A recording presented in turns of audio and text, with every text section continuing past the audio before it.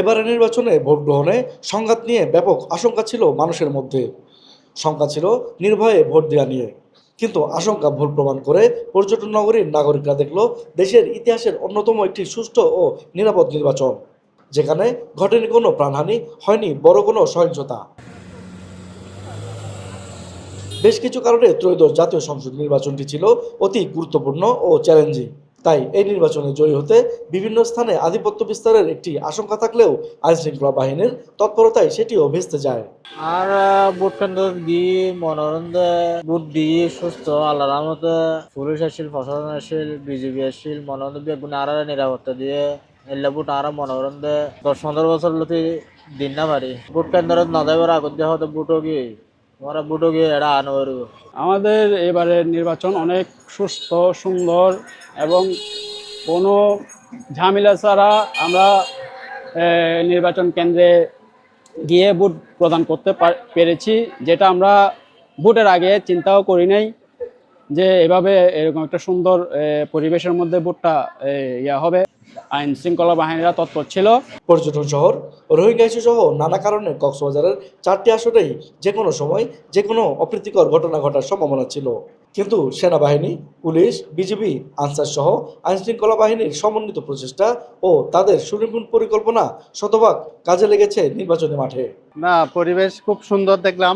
তো যেমনটা নির্বাচনে যাওয়ার আগে যেমনটা মনে করেছিলাম তেমনটা নয়, কারণ খুব সুন্দর পরিবেশ, আইনশৃঙ্খলা বাহিনীও খুব সুন্দর তৎপরতা রেখেছে।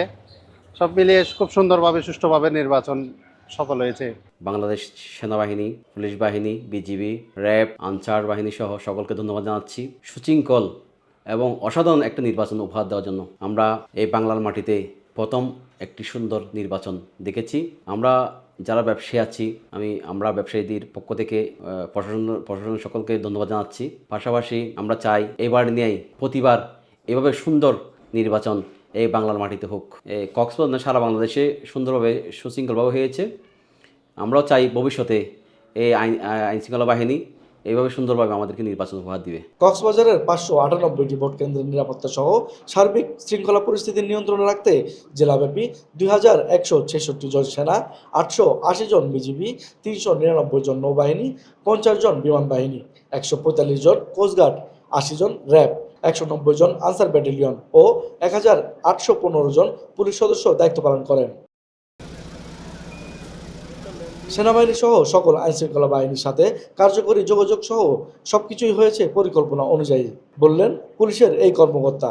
আসলে যখন থেকেই জাতীয় নির্বাচনের ঘোষণা আসে তখন থেকে আমাদের উপর নির্দেশনা ছিল যে আমরা যেন ওই নির্বাচনটাকে অত্যন্ত গ্রহণযোগ্য এবং নিরপেক্ষ একটি নির্বাচন করে দিতে পারি।